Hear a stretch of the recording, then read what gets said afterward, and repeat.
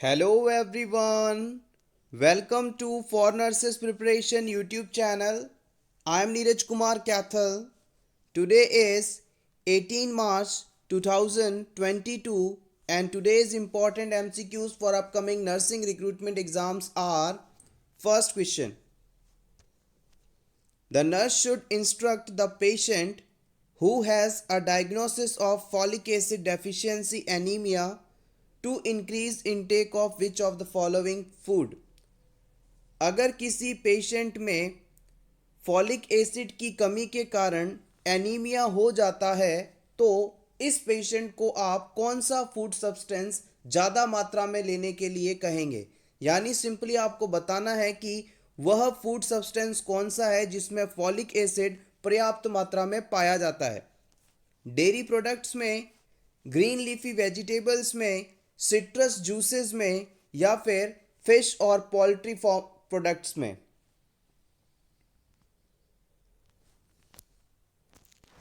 The right answer is option B, green leafy vegetables में। Folic acid is a water soluble B complex vitamin needed for DNA synthesis. Folic acid water soluble B complex vitamin का उदाहरण है और इसकी आवश्यकता DNA synthesis करने के लिए होती है। It naturally occurs in green leafy vegetables, beans and yeast. Folic acid normally green leafy vegetables यानी हरी पत्तेदार सब्जियों, बीन्स और यीस्ट में पाया जाता है। Folic acid is used to treat megaloblastic और macrocytic anaemia and to prevent neural tube defects.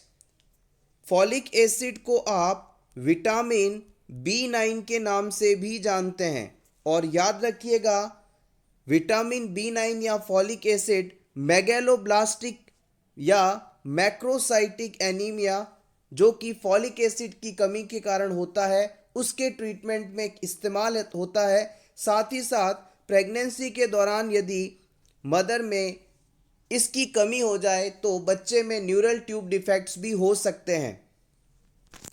Next question, the nurse is performing a physical assessment on a client and is tested the client's reflexes. What action should the nurse take to assess pharyngeal reflex?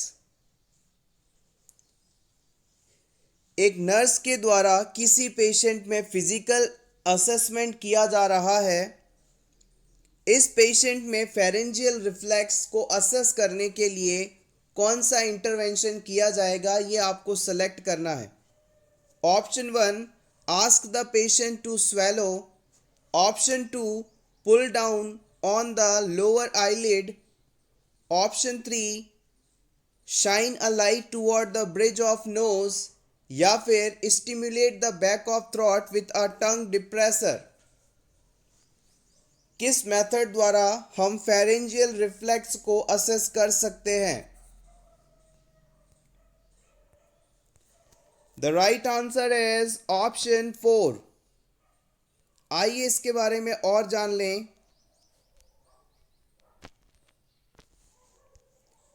The pharyngeal reflex is tested by touching the back of throat with an object such as tongue depressor.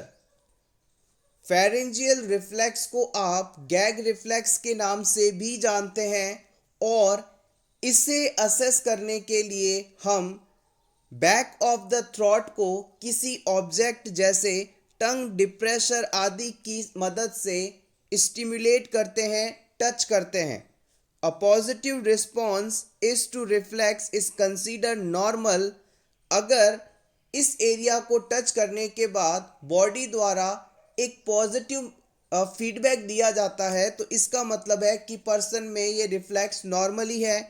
Asking the client to swallow assess the swallowing reflex. जब आप किसी patient को कुछ निगलने के लिए देते हैं या निगलने के लिए कहते हैं और वो निगल पाता है तो ऐसा करके हम उसमें स्वेलोइंग रिफ्लेक्स है या नहीं इस चीज़ का असेसमेंट कर रहे हैं। If a client receives a local throat anaesthetic For a diagnostic or other procedure, the client must remain NPO until the gag reflex returns. याद रखिएगा, जब भी किसी पेशेंट में सर्जरी की जाती है तो सर्जरी से पहले उसे एनेस्थीसिया दिया जाता है और एनेस्थीसिया के इफेक्ट के कारण गैग रिफ्लेक्स जो है एब्सेंट हो जाता है और इसी वजह से जब तक पेशेंट में गैग रिफ्लेक्स वापस ना आ जाए पेशेंट को कुछ भी खाने या पीने के लिए नहीं देना चाहिए। ये गैग रिफ्लेक्स ही है जो कि हमारे रेस्पिरेटरी ट्रैक्ट में फूड या वाटर की एंट्री को रोकता है। अगर ये एब्सेंट होगा तो आप जैसे ही कुछ खाएंगे या पिएंगे सीधा ये कंटेंट रेस्पिरेटरी ट्रैक्ट में चला जाएगा और फिर ऑब्स्ट्रक्शन होगा और पर्सन की डेथ तक हो सकती है।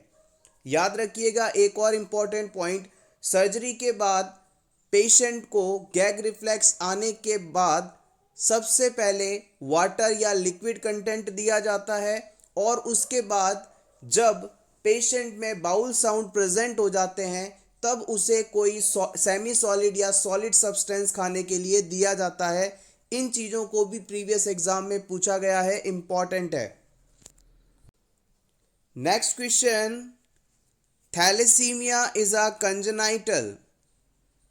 आपको बताना है कि थैलेसीमिया जन्मजात होने वाला कौन सा रोग है।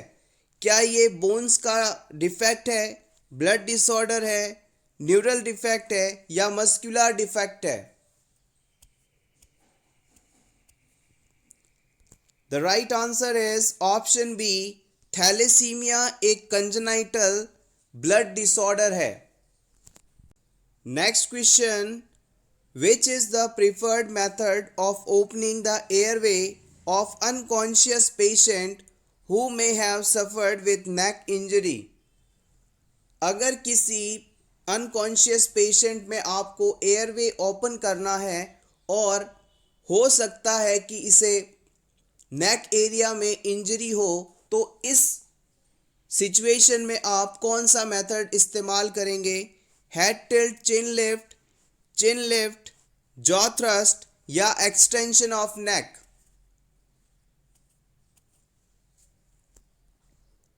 The right answer is option C, यहाँ पर हम जॉ थ्रस्ट मैन्यूवर का इस्तेमाल करेंगे। आइए इसके बारे में जान लेते हैं। Jaw thrust manoeuvre and head tilt chin lift manoeuvre are two of main tools of basic airway management. किसी भी पेशेंट में एयरवे को ओपन या मेंटेन करने के लिए जॉ थ्रस्ट मैन्यूवर और head tilt chin lift method इस्तेमाल किए जाते हैं। Jaw thrust maneuver is often used on patient with cervical neck problem or suspected cervical spinal injury. Jaw thrust manoeuvre का इस्तेमाल उन सभी पेशेंट्स में आपको करना है जिनमें आपको ऐसा लगता है कि इसके नेक या स्पाइनल एरिया के अंदर किसी प्रकार की चोट मौजूद हो। Head tilt chin lift is a procedure used to prevent tongue obstructing the upper airway. Head tilt chin lift method का इस्तेमाल करके हम पेशेंट में टंग द्वारा अपर एयरवे ऑब्स्ट्रक्ट ना हो जाए इस चीज़ को प्रिवेंट करते हैं। जब पेशेंट अनकॉन्शियस होता है तो उसकी जो टंग है, जीभ है, वो पीछे की तरफ फोल्ड हो जाती है, बैक फ्लिप हो जाती है और इसके कारण कई बार जो रेस्पिरेशन है वो स्टॉप हो जाता है, ऑब्स्ट्रक्शन आ जाता है रेस्पिरेशन का। इस चीज़ को प्रिवेंट करने के लिए इस मेथड का हम इस्तेमाल करते हैं। The manoeuvre is performed by tilting the head backward in unconscious patient often by applying pressure to forehead and chin. Head tilt chin lift method में हम पेशेंट के हेड को पीछे की तरफ टिल्ट करते हैं, झुकाते हैं और उसका जो जॉ वाला एरिया है उसे सपोर्ट देते हुए ऊपर करते हैं। ऐसा करने से पेशेंट का एयरवे बिल्कुल स्ट्रेट हो जाता है, सीधा हो जाता है और उसे इजीली रेस्पिरेशन हो पाता है। Next question, the licensed practical nurse is assisting the registered nurse in developing the nursing care plan for an older adult who has congestive heart failure, which nursing diagnosis is most likely to be included? आपको यहाँ पर बताना है कि एक registered nurse और licence practical nurse मिलकर किसी ओल्ड एज पेशेंट जिसे कंजेस्टिव हार्ट फेलियर हुआ है उसका केयर प्लान बना रहे हैं। इस पेशेंट में कंजेस्टिव हार्ट फेलियर के कारण कौन सी प्रॉब्लम हो सकती है जिसके लिए हमें केयर देना आवश्यक है, उसे आपको सेलेक्ट करना है। क्या इसमें डेफिशिएंट फ्लूइड वॉल्यूम हो सकता है? क्या इसे इम्पेयर्ड वर्बल कम्युनिकेशन हो सकता है, या फिर क्रॉनिक पेन हो सकता है, या एक्टिविटी इंटॉलरेंस हो सकता है? कंजेस्टिव हार्ट फेलियर के बाद कौन सी कंडीशन डेवलप हो सकती है?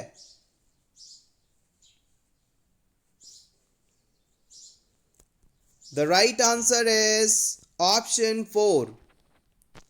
जब भी किसी पर्सन में कंजेस्टिव हार्ट फेलियर होता है तो इस सिचुएशन में पर्सन के हार्ट और लंग्स के आसपास बहुत ही ज़्यादा एबनॉर्मल फ्लूइड का एक्यूमुलेशन देखने को मिलता है, और इस फ्लूइड के कारण पर्सन का हार्ट और लंग्स प्रॉपर फंक्शनिंग नहीं कर पाते, और हार्ट और लंग्स की प्रॉपर फंक्शनिंग ना हो पाने के कारण पेशेंट में डिस्पनिया और इम्पेयर्ड ऑक्सीजनेशन जैसी फाइंडिंग होती है, और इसके कारण पेशेंट थोड़ी भी एक्टिविटी करते ही थक जाता है, या यूं कहें कि एक्सरसाइज टॉलरेट नहीं कर पाता।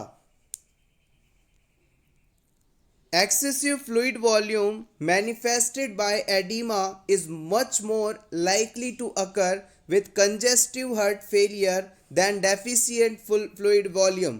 ऑप्शन 1 में जो दिया गया था कि इस पेशेंट में फ्लूइड वॉल्यूम की कमी हो जाएगी, जबकि ऐसा नहीं है।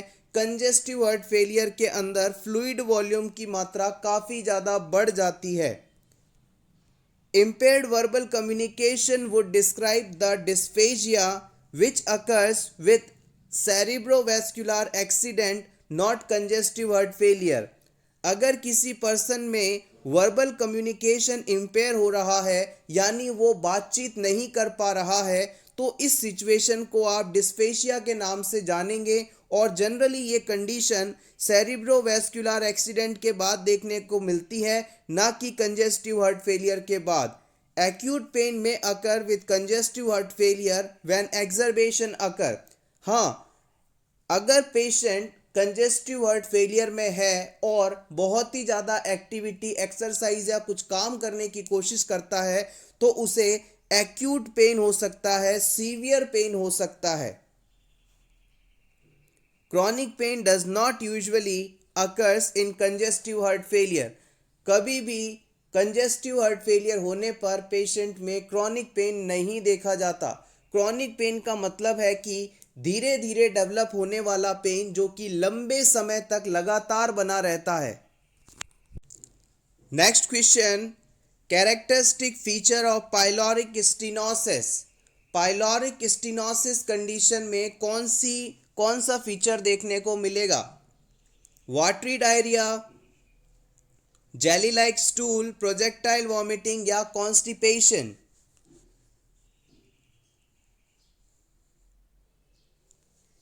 The right answer is option C. Pyloric stenosis क्या है?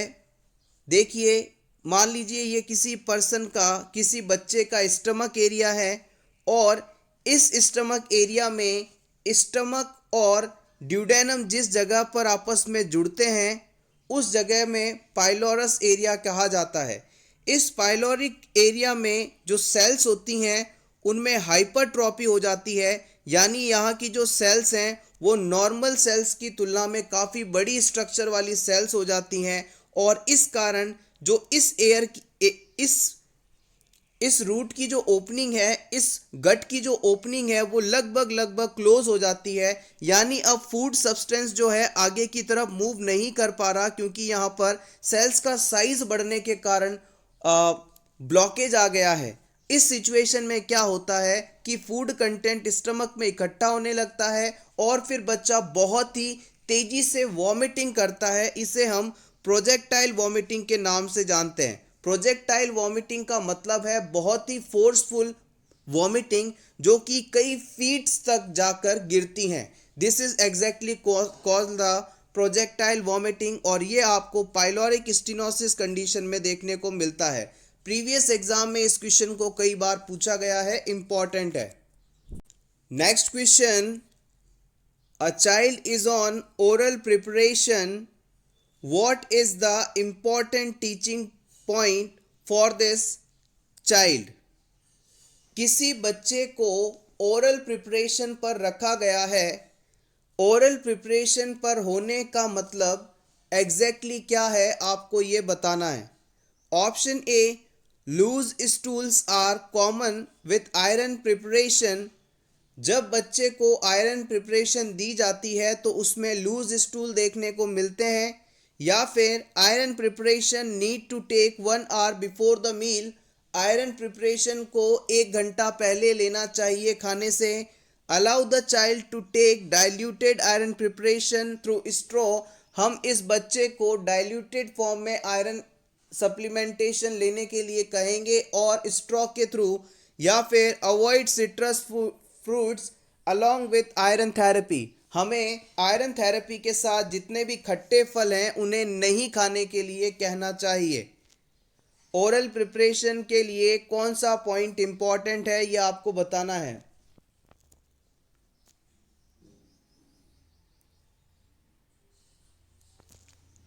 The right answer is option C. देखिएगा, जब भी किसी पर्सन को आयरन सप्लीमेंटेशन दिया जाता है तो वहाँ पर पर्सन में कॉन्स्टिपेशन डेवलप होता है। पेशेंट में कब्ज जैसी फाइंडिंग डेवलप होती है, तो यहाँ पर लूज स्टूल की फाइंडिंग गलत है। इसके अलावा आयरन प्रिपरेशन जो है फूड सब्सटेंस के साथ लिया जाना बेहतर माना जाता है, so it is also incorrect. और याद रखिएगा, आयरन के एब्जॉर्प्शन के लिए विटामिन सी बहुत ही इसेंशियल माना जाता है। अगर आप किसी पर्सन या बच्चे को आयरन सप्लीमेंटेशन दे रहे हैं तो उसके साथ अगर विटामिन सी देते हैं तो इससे आयरन का एब्जॉर्प्शन अच्छा होगा। और विटामिन सी जो है सभी सिट्रस फ्रूट्स यानी खट्टे फलों में पाया जाता है, जैसे कि लेमन, आंवला, ऑरेंज आदि। तो यहाँ पर इन फ्रूट्स को अवॉइड नहीं करना है, लेने के लिए कहना है। और जो ओरल आयरन प्रिपरेशन है उसे आप डाइल्यूटेड फॉर्म में लेंगे और स्ट्रॉ की मदद से लेंगे, अदरवाइज टीथ डिस्कलरेशन होने की संभावना रहती है। इसलिए ओरल प्रिपरेशन को आप स्ट्रॉ से लेने के लिए कहते हैं। Next question, which of the following is hereditary haemolytic anaemia. आपको बताना है कि इन चारों ऑप्शंस में से कौन सा ऑप्शन हेरिडेटरी हीमोलाइटिक एनीमिया का एग्जाम्पल है। एप्लास्टिक, पर्नीशियस, मेगैलोब्लास्टिक या thalassaemia.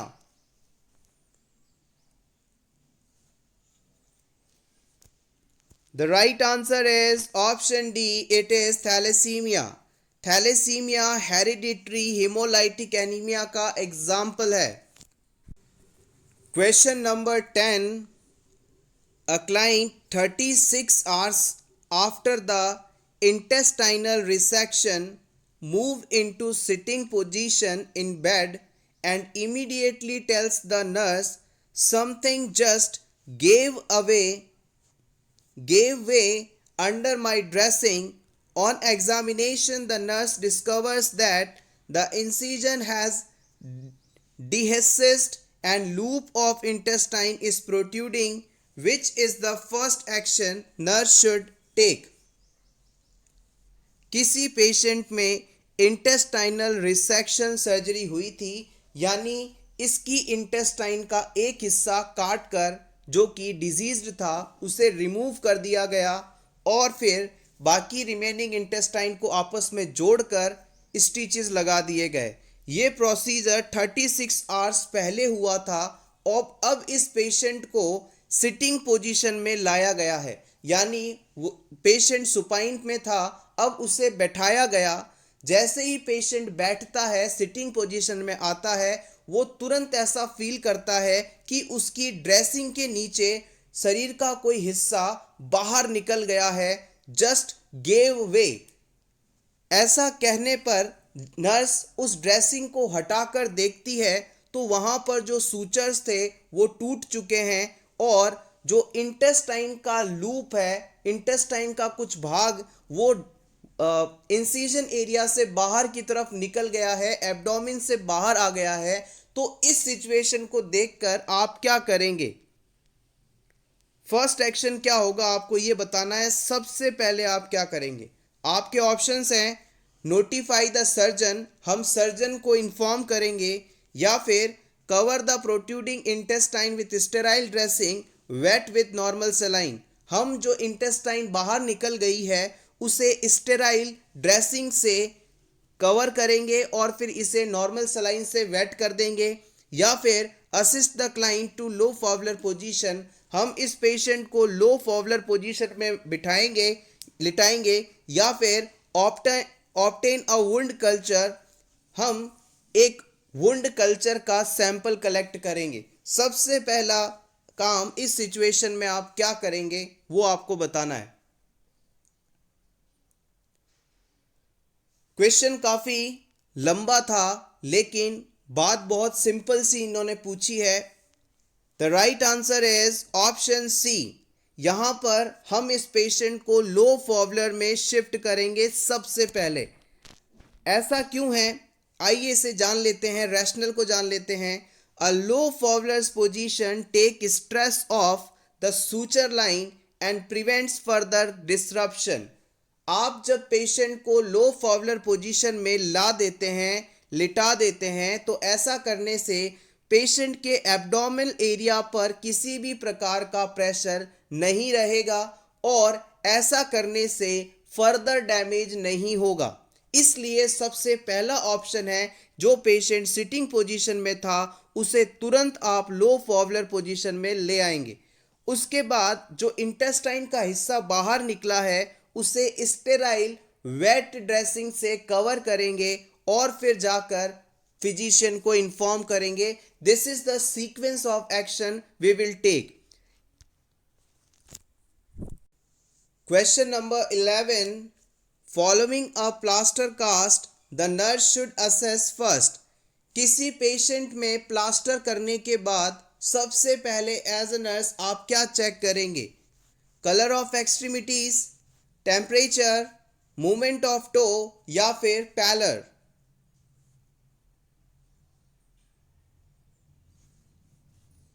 The right answer is option C. किसी भी फ्रैक्चर को हील करने के लिए उस पार्ट को इमोबिलाइज करना सबसे ज़रूरी है और इसके लिए हम प्लास्टर लगाते हैं। प्लास्टर करने के बाद प्लास्टर बहुत ज़्यादा टाइट तो नहीं, इस चीज़ को आइडेंटिफाई करने के लिए हम उस प्लास्टर वाले एक्सट्रीमिटी में टो की मूवमेंट को सबसे पहले चेक करेंगे। अगर टो में मूवमेंट हो रही है तो इसका मतलब है कि प्लास्टर जो है ठीक है, पर्सन में किसी भी प्रकार का नर्व या सर्कुलेशन इंपेयरमेंट नहीं हो रहा है। Question number 12, a client has not had bowel movement for 3 days, which of the following medication में कॉन्ट्रीब्यूट टू कॉन्स्टिपेशन। किसी पेशेंट को 3 दिन से स्टूल पास नहीं हुआ है, बाउल मूवमेंट नहीं हुई है, इस कॉन्स्टिपेशन के लिए कौन सी मेडिसिन रिस्पॉन्सिबल हो सकती है उसे आपको सेलेक्ट करना है। फॉलिक एसिड, आयरन, पोटेशियम या विटामिन ई। इस क्वेश्चन का आंसर हम इसी वीडियो के प्रीवियस क्वेश्चन में डिस्कस कर चुके हैं। Yes, exactly, option B correct, iron supplementation. Most common side effect of oral iron therapy is nausea, vomiting, staining of teeth, metallic taste, constipation, black stool। जब भी किसी पेशेंट को आप आयरन सप्लीमेंटेशन ओरल रूट से देते हैं तो उसमें नोजिया, वॉमिटिंग, टीथ का डिस्कलर होना, मेटेलिक टेस्ट का होना, कब्ज होना और ब्लैक स्टूल होना, ये सभी इंपॉर्टेंट साइड इफेक्ट्स देखने को मिलते हैं। Use straw to sip the liquid iron preparation to avoid staining और डिस्कलरेशन ऑफ टीथ। इस पॉइंट को हमने प्रीवियसली डिस्कस किया था कि टीथ का डिस्कलरेशन ना हो, इसके लिए हम ओरल आयरन प्रिपरेशन को स्ट्रॉ की मदद से इन करते हैं। Next question, a nurse manager works on a unit where the nursing staff members are uncomfortable taking care of clients from cultures that are different from their own. How should the nurse manager addresses this situation? मान लीजिए आप senior nurse हैं या nurse manager हैं किसी hospital में। आपकी जो टीम है, आपके जो जूनियर्स हैं, वो उन लोगों की केयर करने में थोड़ा अनकंफर्टेबल महसूस कर रहे हैं जो कि किसी दूसरे कल्चर के हैं। इस सिचुएशन को टेकल करने के लिए आप क्या करेंगे? आपके ऑप्शंस हैं। Option 1, assign article about various cultures so that they can become more knowledgeable. आप इन स्टाफ को, आपके जूनियर स्टाफ को दूसरे कल्चर के बारे में सिखाने के लिए कुछ आर्टिकल्स देंगे, या फिर relocate the nurses to units where they will not have to care for clients from variety of cultures. हम जो लोग केयर प्रोवाइड करने में अनकंफर्टेबल महसूस कर रहे हैं, उन्हें नए या डिफरेंट कल्चर वाले पेशेंट्स की केयर नहीं करने के लिए देंगे, या फिर rotate the nurses assignment so they have an equal opportunity to care for clients from other cultures. हम लगातार इन पेशेंट्स की केयर के लिए डिफरेंट नर्सेस को अपॉइंट करेंगे, या फिर plan a workshop that offers opportunities to learn about the cultures they might encounter while at work. आप उस हॉस्पिटल में एक वर्कशॉप या ट्रेनिंग प्रोग्राम का ऑर्गेनाइज करेंगे जिसके द्वारा डिफरेंट कल्चर के लोगों के आने पर उनको कैसे बेहतर केयर दी जा सके, ये सिखाया जाएगा। What is the correct thing that you will do? The right answer is option 4. A workshop provides an opportunity to discuss cultural diversity. This should include identification of one's own feeling. Also, it provides an opportunity for participants to ask questions. हम in workers की hesitation या discomfort को दूर करने के लिए एक workshop या ट्रेनिंग प्रोग्राम ऑर्गेनाइज करेंगे और इन पेशेंट्स की या डिफरेंट कल्चर वाले पेशेंट्स की को केयर देते समय कौन सी प्रॉब्लम्स उन्हें आ रही है, इसके बारे में उनकी क्वेरीज को सॉल्व करवाएंगे। This is the best option that we can do in this situation. Option 1 में कहा गया था, although this will provide an information, it does not promote discuss about the topic. आप उन्हें उन कल्चर्स के आर्टिकल्स पढ़ने के लिए दे देंगे तो इससे उन्हें ज़्यादा बेनिफिट नहीं होगा। उन्हें क्या प्रॉब्लम आ रही है ये उनसे मिलकर डिस्कस करके सॉल्यूशन तक पहुंचना, ये बेस्ट तरीका रहेगा। ऑप्शन 2 में था, this is not a feasible or desirable client from other cultures are found in all setting. ऐसा कभी भी जरूरी नहीं है कि सभी जगह पर अलग कल्चर वाले क्लाइंट्स मिल जाएं। ऑप्शन 3 के अनुसार, this probably will increase the tension in unit. आप यदि बार बार किसी पर्टिकुलर पेशेंट की केयर के लिए लगातार स्टाफ बदलते रहेंगे तो इससे पेशेंट को भी डिस्कम्फर्ट होगा और प्रॉपर केयर भी नहीं दे पाएंगे आप। Next question, normal serum bilirubin level is 0.5 to 1.5 mg per dl. Bilirubin is formed from. Bilirubin का नॉर्मल लेवल आपको यहाँ बताया गया है। आपको इस क्वेश्चन में आंसर करना है कि बिलिरुबिन का निर्माण होता किससे है। क्या ये हीम से बनता है, ग्लोबिन से बनता है, ट्रांसफेरिन से बनता है या गैस्ट्रोफेरिन से बनता है? The right answer is option A. Bilirubin एक येलोविश पिगमेंट है जो कि बाइल द्वारा बनता है। बाइल द्वारा इसका फॉर्मेशन होता है। और बिलिरुबिन का यदि आपसे फॉर्मूला पूछ लिया जाए तो आप बताएंगे C33H36O6 and N4. This is the formula of bilirubin and it is yellowish pigment present in bile. It is formed from heme part of hemoglobin after destruction of RBC that have completed their lifespan and are destroyed and ingested by the macrophages system of the liver, spleen and bone marrow. हमारी जो RBC होती हैं ये अपना life span complete करने के बाद macrophages के द्वारा डिस्ट्रॉय कर दी जाती हैं और इनके डिस्ट्रॉय होने के बाद इनमें मौजूद हीमोग्लोबिन भी टूटता है। इस हीमोग्लोबिन के टूटने के कारण जो हीम बनता है उस हीम से ही बिलिरुबिन का फॉर्मेशन होता है। Next question, a graduate nurse is preparing to apply to a state board of nursing for licensure to practice as a registered professional nurse. What group primarily is protected under the regulation of practice of nursing? इस question को आप अपने ऊपर लीजिए।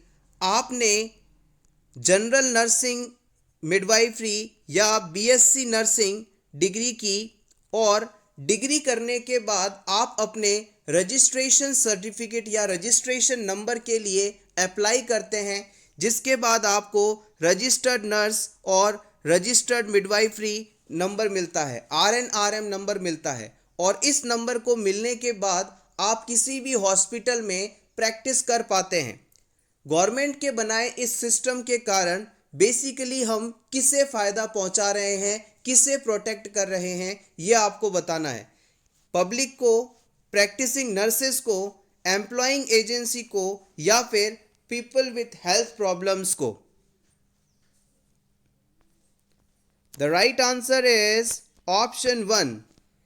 Each state or province protects the health and welfare of its population by regulating nursing practice. किसी भी देश या किसी भी स्टेट के द्वारा पूरा डिग्री कोर्स करने के बाद एक प्रैक्टिस के लिए नंबर दिया जाता है। इस नंबर को लेकर ही आप as a registered nurse practice कर सकते हैं। ऐसा करके हम वहाँ की पॉपुलेशन को प्रोटेक्ट कर रहे हैं।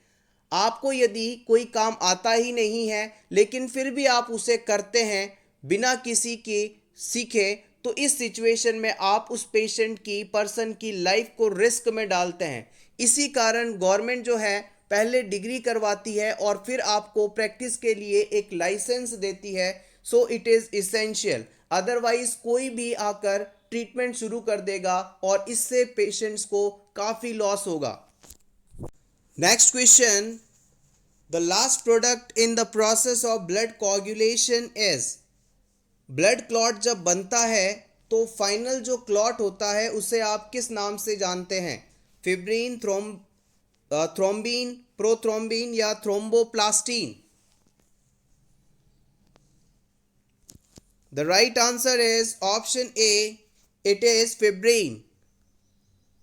ब्लड कोagulation में आखिरी जो प्रोडक्ट है वो फिब्रिन के रूप में बनता है। Option A correct.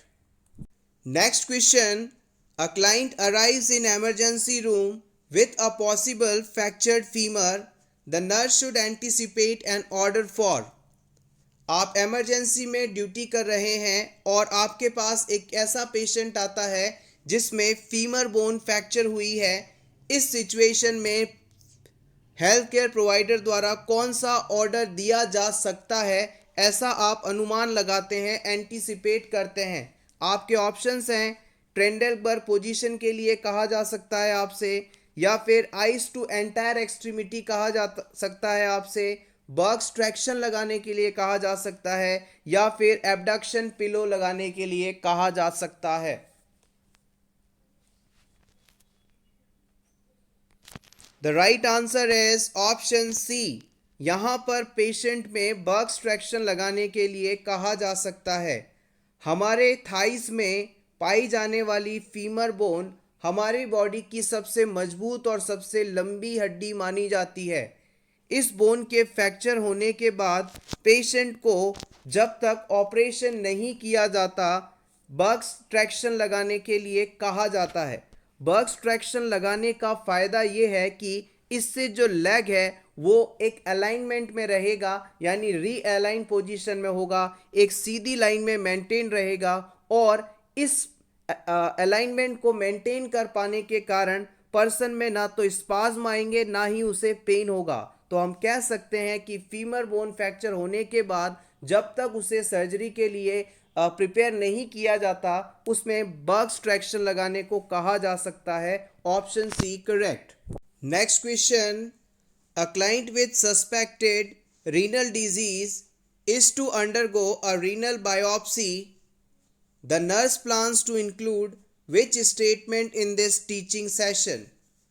किसी पेशेंट में रीनल बायोप्सी होने वाली है, इस सिचुएशन में टीचिंग के दौरान कौन सा पॉइंट आप इंक्लूड करेंगे? रीनल बायोप्सी प्रोसेस में हम पेशेंट की किडनी से एक टिश्यू का टुकड़ा रिमूव करते हैं और फिर उसकी स्टडी की जाती है। अब आपके ऑप्शंस हैं, आप इस पेशेंट को टीचिंग देंगे कि इस प्रोसीजर के दौरान आप सिटिंग पोजीशन में रहेंगे, या फिर आप इस पेशेंट से कहेंगे कि इस प्रोसीजर के दौरान, इस रीनल बायोप्सी टेस्ट के दौरान आपको पेन और डिस्कम्फर्ट हो सकता है, या फिर आप इसे कहेंगे कि इस प्रोसीजर से पहले आपको एनेस्थीसिया दिया जाएगा, या फिर इस पेशेंट को होने के बाद आप 24 घंटे तक कुछ भी नहीं खा पी सकते। क्या टीचिंग देने चाहेंगे आप इस पेशेंट को before the renal biopsy? The right answer is option B. इस प्रोसेस के अंदर जब पेशेंट की किडनी से टिश्यू का टुकड़ा हम निकालेंगे तो उस दौरान पेशेंट को पेन और डिस्कम्फर्ट हो सकता है, इसके बारे में पेशेंट को हम बता देंगे।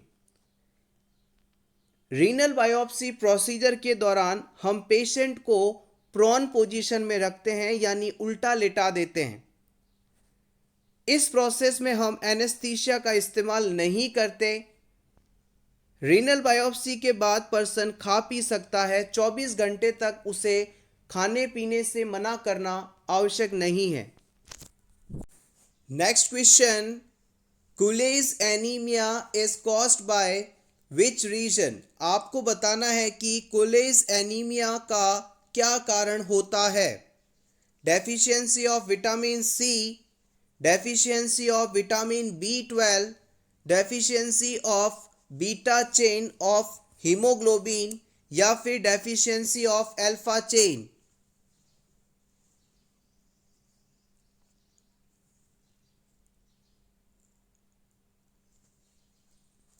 The right answer is option C. अगर किसी क्लाइंट के हीमोग्लोबिन में बीटा चेन नहीं है तो उससे होने वाला जो एनीमिया है वो कुलेज एनीमिया कहलाता है। विटामिन B12 की कमी से परनीशियस एनीमिया होता है। Thank you so much everyone for watching this complete video. अगर आपको आज की ये क्लास अच्छी लगी हो तो प्लीज़ वीडियो को लाइक कर दीजिएगा और इसी तरह के और वीडियोस देखने के लिए for nurses preparation YouTube channel को ज़रूर सब्सक्राइब करें। Best of luck.